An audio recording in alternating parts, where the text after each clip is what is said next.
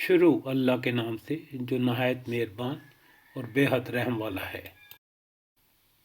دیکھو تمہارے پاس تمہارے رب کی طرف سے بصیرت کی روشنیاں آ گئی ہیں۔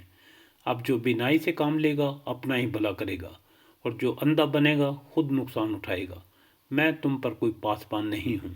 اس طرح ہم اپنی آیات کو بار بار مختلف طریقوں سے بیان کرتے ہیں، اور اس لیے کرتے ہیں کہ یہ لوگ کہیں تم کسی سے پڑھ آئے ہو، اور جو لوگ علم رکھتے ہیں ان پر ہم حقیقت کو روشن کر دیں۔ اے محمد صلی اللہ علیہ وسلم، اس وحی کی پیروی کیے جاؤ جو تم پر تمہارے رب کی طرف سے نازل ہوئی ہے، کیونکہ اس ایک رب کے سوا اور کوئی خدا نہیں ہے، اور ان مشرکین کے پیچھے نہ پڑو۔ اگر اللہ کی مشیت ہوتی تو خود ایسا بندوبست کر سکتا تھا کہ یہ لوگ شرک نہ کرتے۔ تم کو ہم نے ان پر پاسبان مقرر نہیں کیا ہے، اور نہ تم ان پر حوالہ دار ہو۔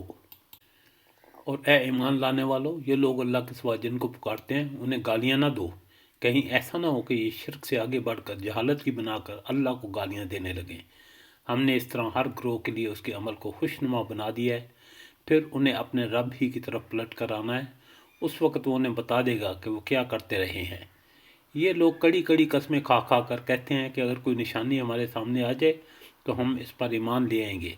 اے محمد صلی اللہ علیہ وسلم، ان سے کہو کہ نشانیاں تو اللہ کے پاس ہیں، اور تمہیں کیسے سمجھایا جائے کہ اگر نشانیاں آ بھی جائیں تو یہ ایمان لانے والے نہیں ہیں۔